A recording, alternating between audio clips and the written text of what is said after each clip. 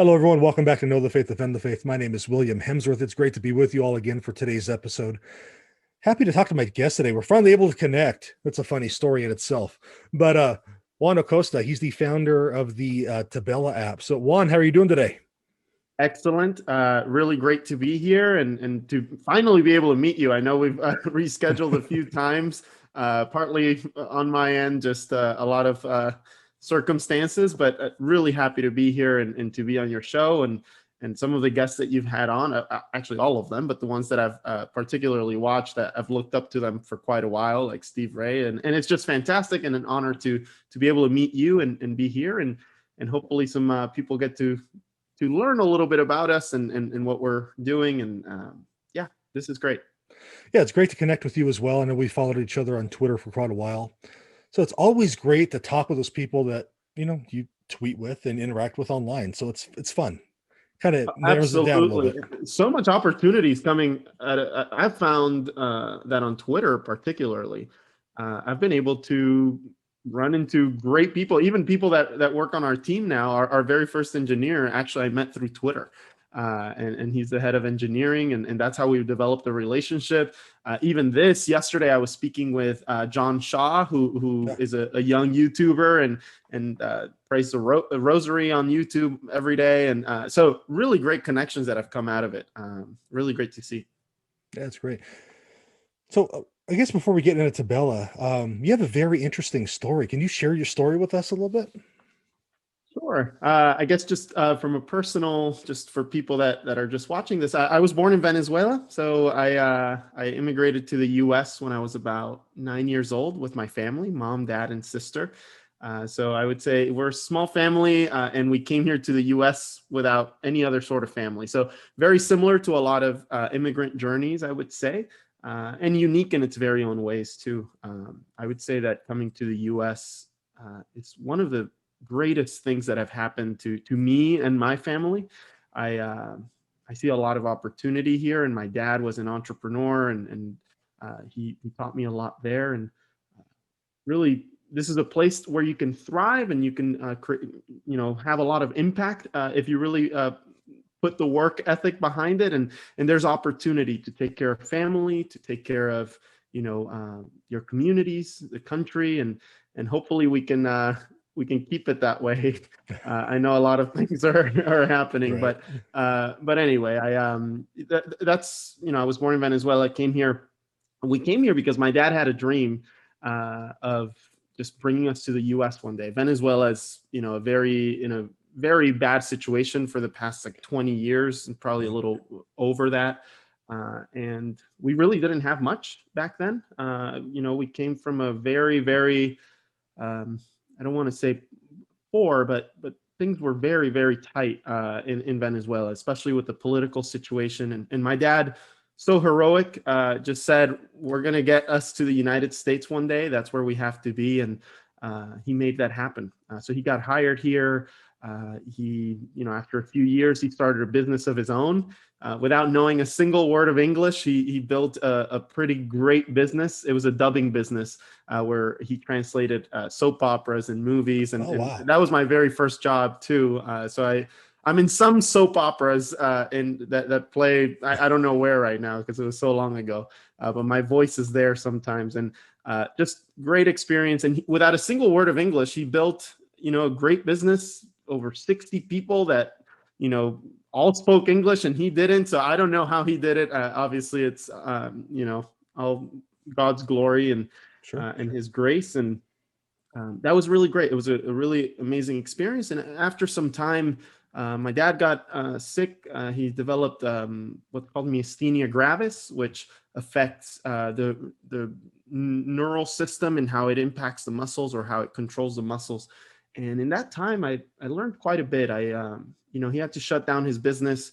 A lot of people, I would say, played him badly or took advantage of that situation. And I learned a lot about people there. And I think the thing I learned the most is how he behaved then and afterwards, right?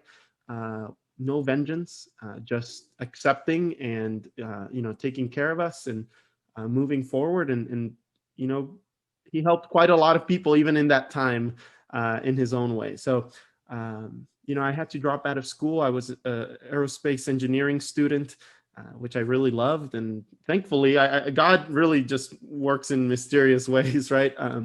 But thankfully, that wasn't the path. I was passionate about the industry or what I was studying, but looking at myself now, I would not be an engineer, working on one thing out of like a big like that was just not me. I think it was more of the entrepreneurial nature, which I learned from my dad quite a bit. And uh, anyway, I dropped out of school, helped my family for quite some time. So at an early age, I would say I lived through things that perhaps people live a little bit later on in life, right? When they have their families. And but it was one of the best things that happened. And in that time, I would say, me, myself, I know this is a very Catholic channel. I'm Catholic. My family's Catholic. The faith has been an integral part of our life.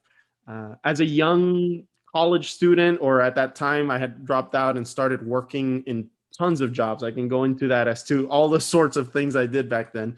But, I grew apart from the faith a little bit as a young person. I think, just dumb me. I was somewhat resentful of, like, why is this happening to us? And, the normal questions we ask ourselves during times of suffering or Right. challenges. And as a young person without, my faith background was solid because my parents, that's their core every single day.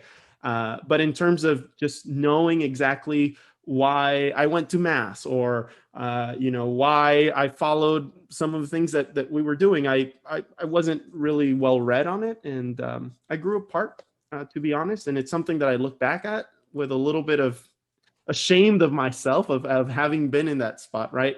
But in that time, one thing I really did learn was that God was always there. His hand was working through other Catholics, particularly Catholics, in our communities, that helped my parents tremendously, that helped me tremendously. And it was a long, if you want to call it a conversion journey, it took a few years for me to really just understand everything, but it was through a series of miracles, with my dad's health, with financial issues, that all of a sudden things that have no explanation, they would just vanish.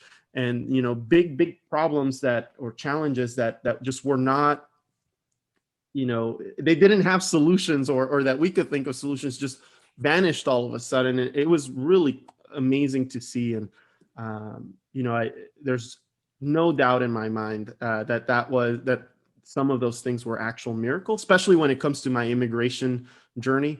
I was very close to leaving the country at one point, like days away, and some marvelous things happened. And after that, I really started thinking, like, what am I doing? Like, I God's showing me all this love, and He's telling me, like, like, here it is, here's the proof. And that's kind of when I started leaning into it more on my own, rather than just, because I grew up Catholic, etc. And Okay.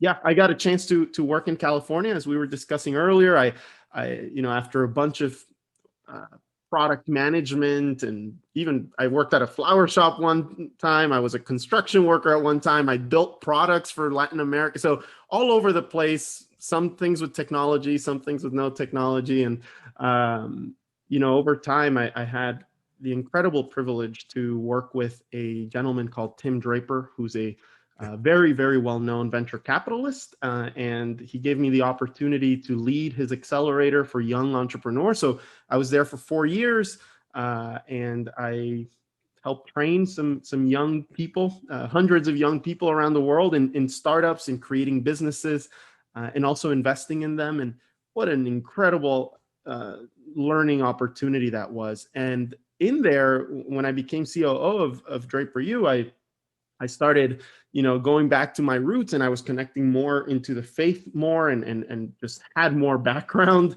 And I started thinking, wow, like, I look back in my life, specifically after that immigration, I would call it a miracle, honestly. After that, I started thinking, why am I not applying all my talents and what God has, given me, and my skills, to building something for him and for his kingdom?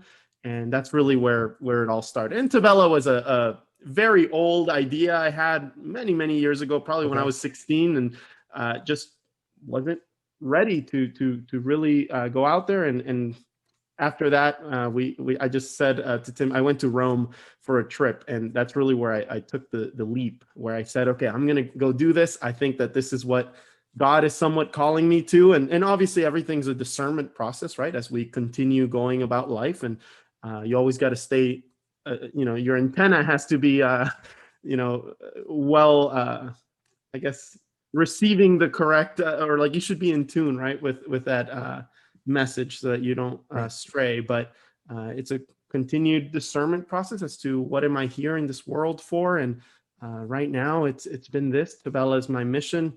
And I want to help bring the world closer to God in some way. And that's kind of how a little bit of my background. I know that was a long story, but that's a little bit about what's been there. Well, sometimes we look back at our lives, we're like, how I was so dumb, like I wasted so much time, but God draws us straight with crooked lines sometimes. Yes. So that seems to be the case with you as well. And honestly, I like, you always hear God's timing is the best timing. And, back then I probably wasn't ready to be, spiritually strong to approach such a mission, or to even realize the impact that we could have, or and just in personal things too. So and now I look back, and every single experience from things that I was so mad about. So I was studying aerospace engineering, and I leave school, and then all my friends were, graduating, etc. And here I found myself working, there's nothing wrong with that, right? Like, but it was just not my path. I was working a completely different thing. I was delivering flowers at one point. And now looking back then I was like, why is this, like, what's going on?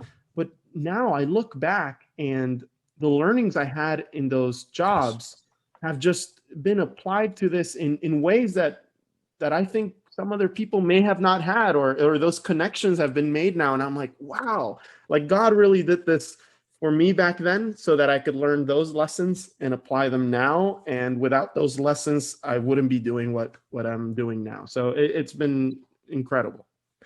Now, you were saying a moment ago that Tabella was an idea you had when you were about 16.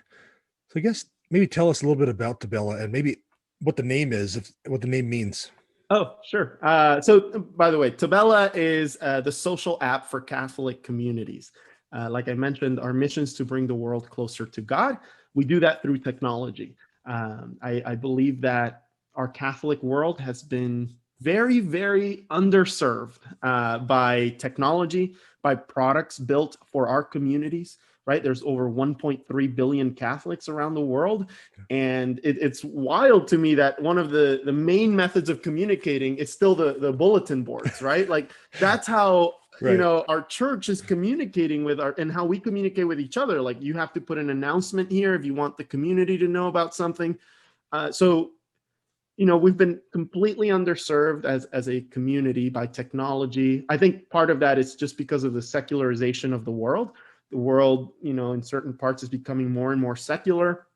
And again, it's that fight between, I think, good and evil. And we know who wins in the end. But so Tabella is a technology built for the Catholic community. So we have two basic things right now. We help people grow in the faith by aggregating and producing our own prayer content. So right now you can listen to the daily gospel. You can pray the rosary in Spanish, English, Latin, even Tagalog, which is spoken in the Philippines.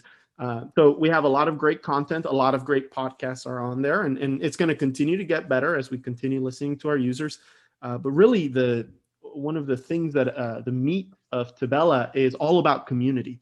So on Tabella, you can find every parish in the United States, mass times, confessions, basic information.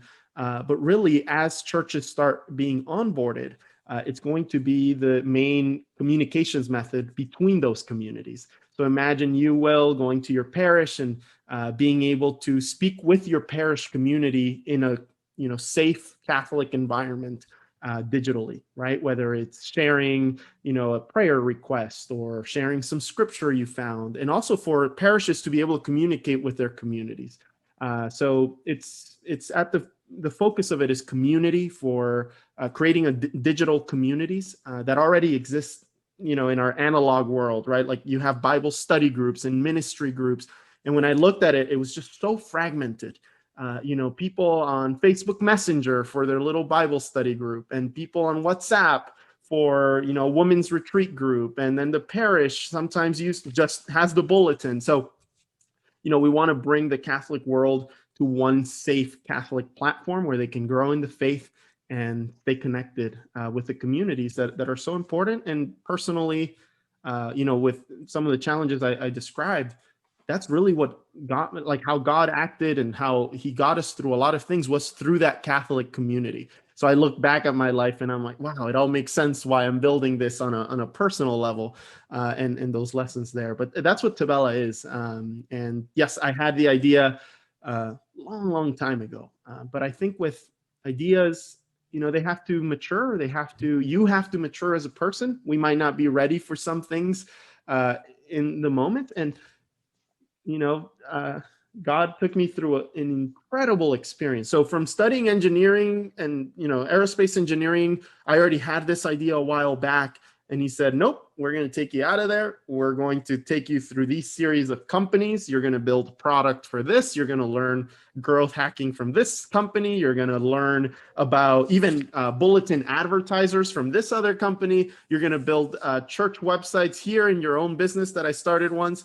And then it led me, and then I'm going to give you the experience of training, with the best technology people in the world in Silicon Valley and learning from that. And then I'm just going to bundle all of that up, and you're going to make something great for us. And that's what, it was the right timing at that moment. It started in 2020, by the way. That was going to be my next question. Okay. Yeah, which is incredible. That journey in itself is also 2020. Why would you start a thing, right? But it was then, and that was we've been very it's been good. So 2020, how has it grown since then? I mean, it's been a year, but how's it grown so far? So in 2020, that's when I started building the team, right? I had left my my previous position.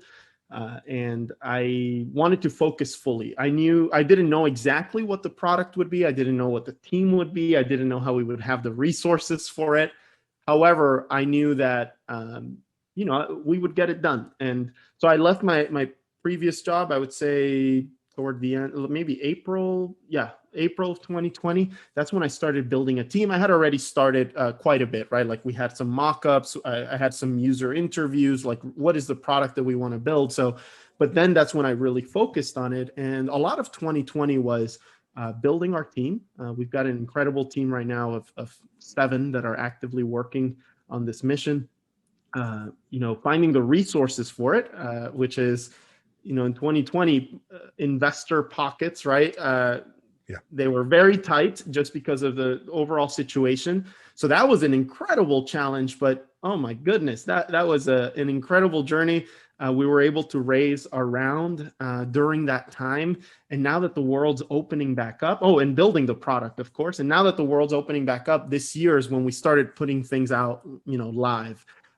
And we haven't really promoted it much because there's a lot of things that we want to tweak before we just actively start pushing. But people have started finding us. We have thousands of users that use us, and it's been incredible. I didn't want to launch per se, but because we needed it out there so that people could give us feedback and we could iterate, it's been fantastic. And we're just acting on that. So we get feedback from great Catholics all around the world, and we just start building features around it. And we're very focused on that community piece, which will be released in the next few weeks. Well, I look forward to that. I mean, I'm looking at some of the things that you have on here. You mentioned you mentioned the prayers on there, the Gospel of the Day, the Rosary in Latin, Tagalog. Look at the podcast. I mean, there's Ask Father Josh, Catholic Answers Live is on there. Fire, Catholic Answers Focus, the Catholic Man Show. Father Mike's Bible in a Year podcast. You have a lot of great stuff there. Kind of one-stop shop, really, where if you want to grow in your faith, everything is right there. That's really, and right now it's basic, Will, but people are just, that's what they told us they wanted. So we've just been following that. And, over time, obviously there's so much great Catholic content, but what I said, it's everything's fragmented, right? Like everything's out there. And the thing is that as a Catholic, you're on social media, whether it's Facebook or Twitter, and you might find some Catholic stuff, but we're also targeted with non-Catholic things that sometimes are deceived or deceive us as like being Catholic or being. So we have to be very careful, right, into how we aggregate content. And over time, we'll get better at that. And it will be that one-stop shop where Tabella will be the product that every Catholic opens every day to pray, to read the scripture or listen to the gospel, to listen to some homilies that perhaps some priests around the world have recorded, which already happens in WhatsApp, like especially in Latin America. So many priests like just put their like a homily or just like a nice message every single morning, and hundreds of people just listen there. But my main goal also is to bring people back to Mass. That's why we have all the churches on there. We want the churches to adopt it, parishes to adopt it, and be able to send notifications at an instant. I mentioned to you before we hopped on the call that I was at a funeral recently. And, in those times, so tragic, right? You have someone that passes, the family's trying to, organize everything, and they want their community to come to the Mass. And it's so hard to notify everybody. And I just lived it again. And this is something I've seen for a while, but what if that, priest or church team could have just sent the notification to their entire community, like this just happened, let's come together, and it would have been fantastic. So we know that we're building a very powerful tool. And by the way, it's free for parishes and for all of us, for Catholics. We don't charge, we don't put your card on it, nothing. It's content that's free. It's, parishes that adopt the technology and can communicate with their communities. And we have other ways, obviously, of being sustainable, which we can explore here. But that was really my goal. And the church world is so outdated. Like if you look at a lot of the church technology per se, oh man, it is caught in 90s technology. So we wanted to make a beautiful product for the everyday Catholic, practicing Catholics.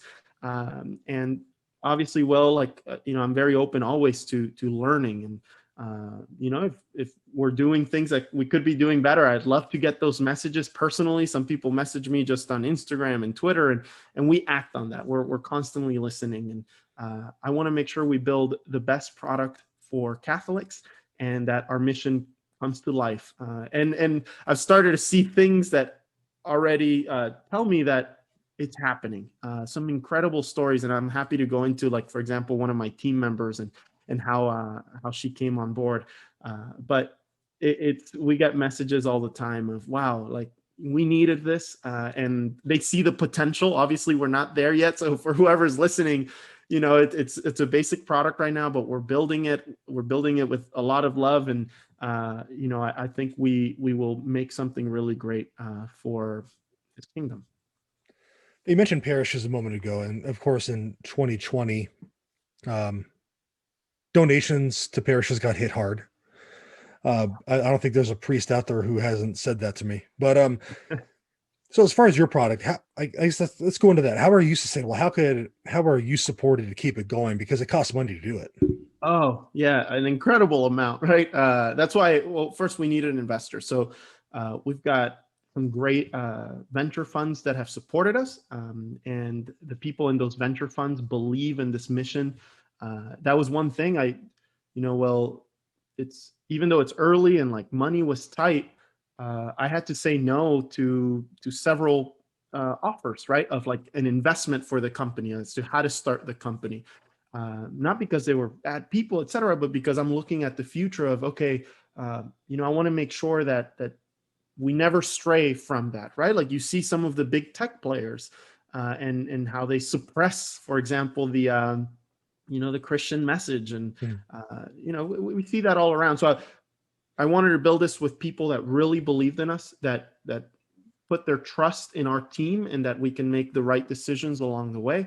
But yeah, so first of all, an investment that came in from several investors, Catholics from even all over the world, from Silicon Valley and Latin America, and here in the U.S. It's been awesome, even in the Philippines. But how do we, sustain? How do we build a business? The reason I built this, and I've been asked this question quite a lot: why as a business? Why not as a nonprofit?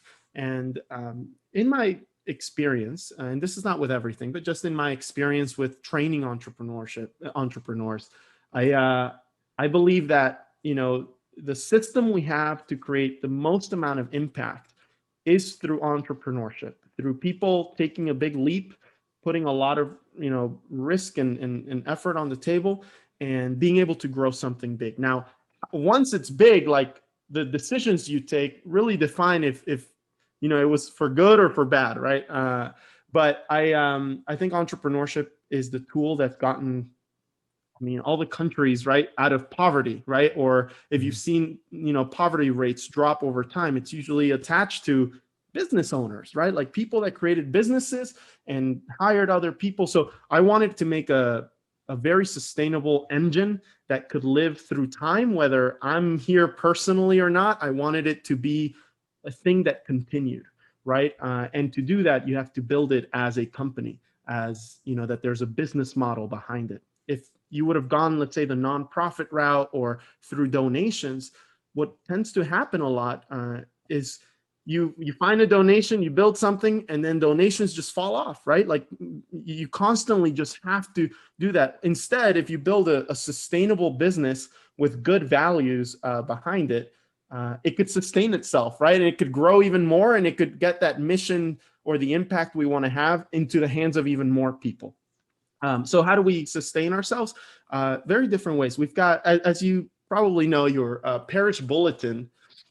This is actually sponsored per se by some people in the community, right? Like advertisers in the community, your local plumber, your local restaurant owner, and they want to be here because they want to give this is technology, right? Paper to the people so that the parishes can communicate, communities can communicate. We adopt a very similar model right now, and it won't be for some time, of just people within the community that want to say, hey, I am a Catholic business owner.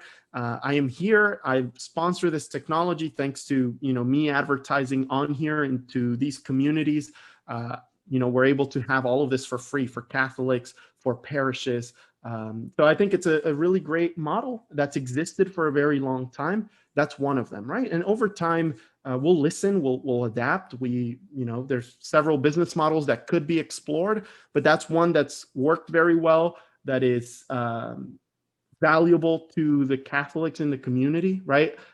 When I started researching as to what business model to follow, one of the things that always kept coming up in these interviews is, hey, I'd rather do business with Bob, who I see on Sunday, right? Like the plumber Bob, who's on Sunday with me at Mass, and I know him and I know his family. Mm-hmm. Like I'd rather do, when something breaks in my house, I'd rather hire him than go out and just find someone else. Like, why not help our community? So that's part of the impetus there. So we believe that's very valuable for small businesses.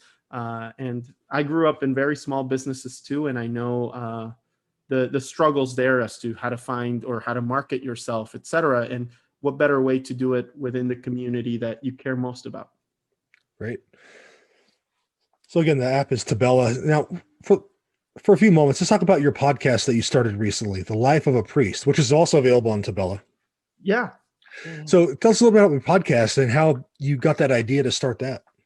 Sure. Right now we only have a few episodes, but we've got so many recorded now because we got great feedback from that, and just priests that wanted to be on it. And my main goal with that was a lot of us, we look when we go to our parishes, especially younger Catholics or people that are maybe not as,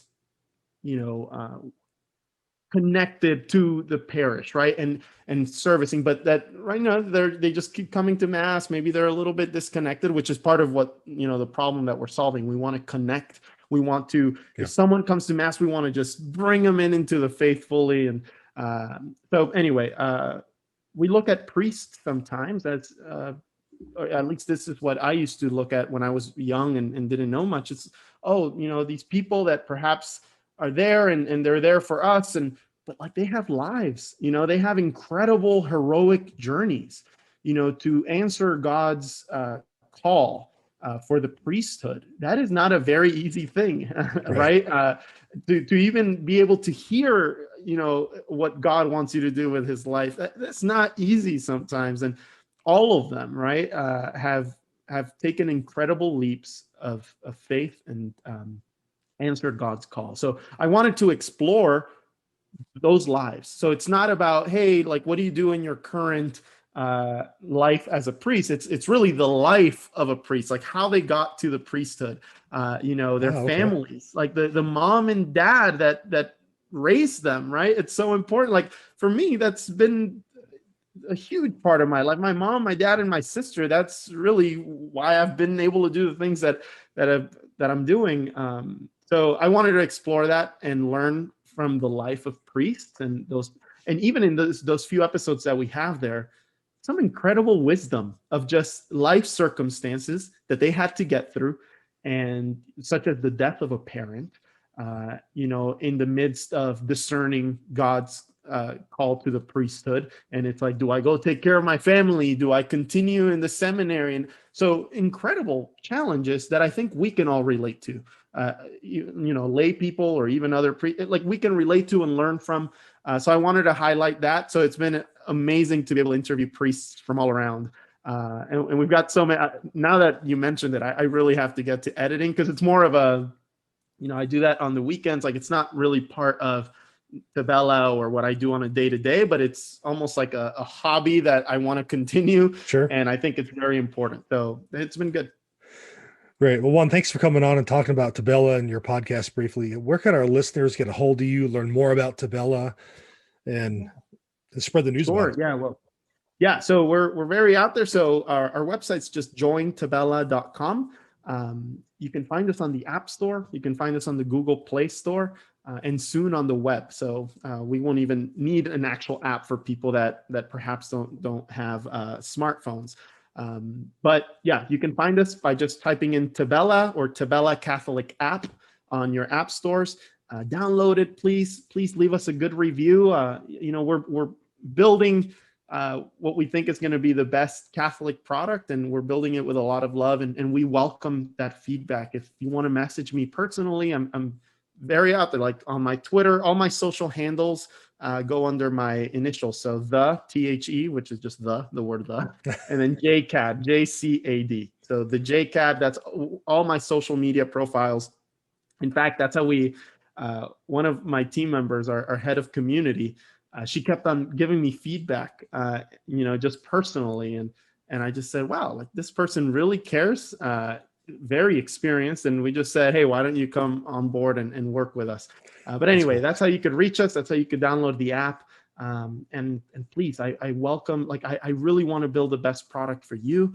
And, we want to achieve the mission of helping at least some people look toward God more. And whether that's technology, maybe we can even get younger people that, hey, perhaps they're not going to mass or they're not super connected to our faith, but that this could be almost like an entry point to just bring them to the parishes, to bring them to a study group, to bring them to a men's group. So it's a fully Catholic platform, and we want to make sure that we serve the community. So I welcome all of that personally or to my email, etc. Great. Well, again, thank you so much for coming on. It was fun connecting with you and talking with you. And everyone, check out the app. I think you'll really enjoy it. It's great stuff on there. So, Juan, thank you again. Thank you so much, Will. And thanks to everybody out there. Just have a blessed day and continue praying. We need a lot of prayer in the world right now.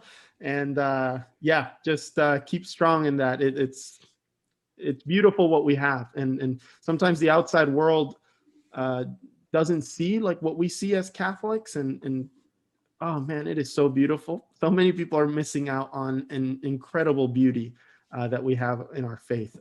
So continue strong there. Yeah, amen. Definitely. All right. God bless, Juan. All right. Well, bye-bye. Bye.